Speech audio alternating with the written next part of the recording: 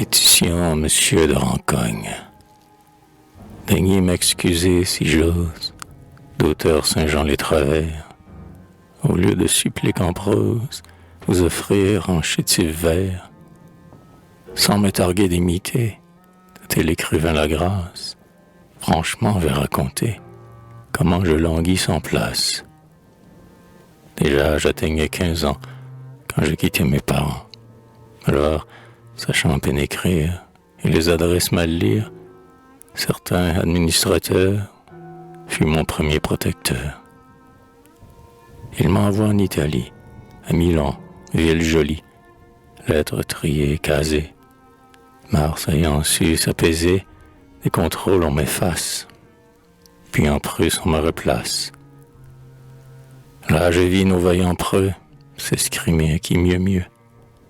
De là je passe en Espagne, en Autriche, en Allemagne, pays pas trop satisfait de l'amitié des Français.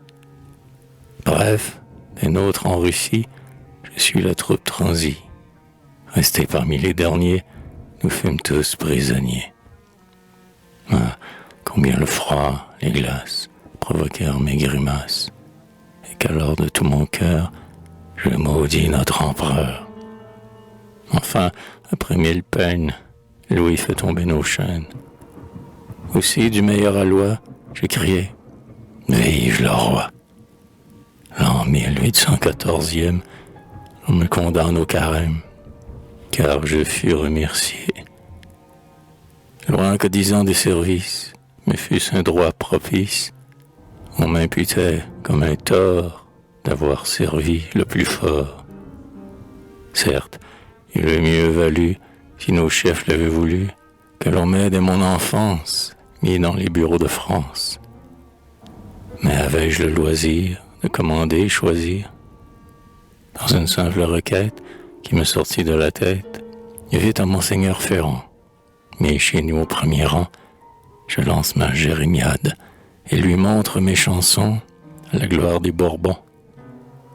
Sur moi, en jetant une œillade, il me dit « Vos sentiments sont d'un employé fidèle. Jeune homme, doublé de zèle, vous ne serez pas longtemps sans en avoir récompense. » Dans mon âme, l'espérance devait y renaître ces mots, mais le moteur de nos mots revient troubler ma patrie. Pour contenir sa furie et sauver notre bon roi, toute l'Europe en émoi s'ébranle. Au projet du Corse donne une terrible entorse. Ne pensez pas qu'en ce temps que nos guerriers imprudents l'on me vit suivre la trace.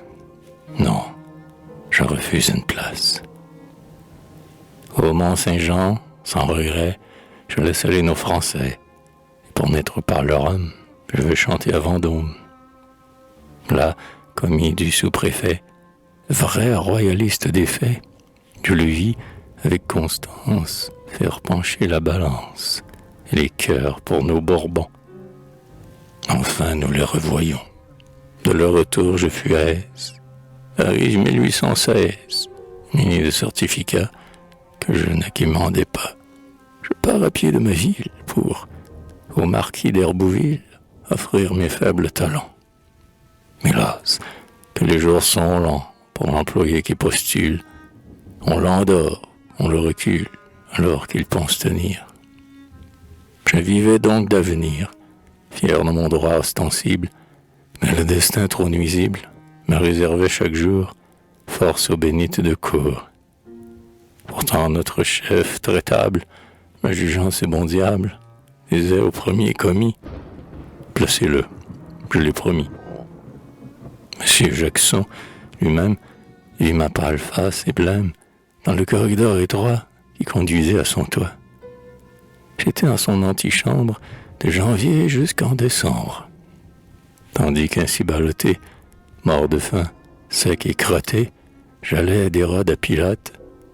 Le diable d'un coup de patte chante tout en un moment. Mon protecteur suit le vent. De ce temps le ministère fait 4 pas en arrière, tombe sans revenez-y. Pour lors monsieur de Mézy entre à la poste, il parla, tout mon espoir s'envola. pauvre solliciteur, c'est bien jouer de malheur. Que faire dans ta détresse? Placet, pétition, vers, tourné assez de travers, empestant au fond de l'âme, je lui détonne ma gamme. S'achève donc pour me placer, m'ayant bien fait confesser, convainc que c'était justice d'empêcher que je pâtisse. Il me promit, c'est si peu, que promettre n'est qu'un jeu. Mais un guignon plus qu'étrange permet qu'encore on le change. Et de 4, c'est trop fort. Vit-on jamais pareil ça? Une infortune pareille tient vraiment de la merveille. Pour me venger de ce trait, croira-t-on ce que j'ai fait? Puis chanter le prince Auguste, magnanime autant que juste, qui, 3 fois sans le savoir, avait détruit mon espoir. Tout autre en cette occurrence aurait perdu patience. De la mienne l'on sourit. Chacun dit, tu perds l'esprit, ta pauvre muse s'enrhume. Quoi, depuis 6 ans ta plume célèbre sans se lasser, gens si lents à te placer? Crois-nous, change de figure, ta fortune sera plus sûre. Chante les sanglants héros, les cabaleurs libéraux et ces ex-bonapartistes, exaltés philosophiques. En dépit des conseilleurs, qui ne sont pas les payeurs, j'ai méprisé leur semonce et dit, pour toute réponse, est-ce la faute du roi, si nul chef ne songe à moi? Je veux encenser mon prince, malgré que chacun m'évince. Le bon monsieur de la tour prétend que viendra mon tour d'obtenir une existence, fruit de 6 ans de constance, et que mes certificats, dans l'oubli, ne seront pas. Mais il en est bien temps, j'avoue, car de moi le sort se joue. Puissais-je rire de lui, comme il le fait aujourd'hui? Oh, vous dont le cœur est sensible, est à chacun accessible. Ô digne administrateur, dès que vous lirez ma supplique, qui sent un peu la philippique, devenez mon protecteur. Prenez souci d'indigents, grand de cœur, petit d'argent. Fort d'aimer la bonne cause, je vois tout couleur de rose. Si j'obtenais un emploi, serais content plus qu'un roi. À Paris, ailleurs, n'importe, pourvu qu'on m'ouvre la porte. Si je parais faible auteur, permettez la riposte. Je suis jeune rimailleur, mais vieux commis de la poste.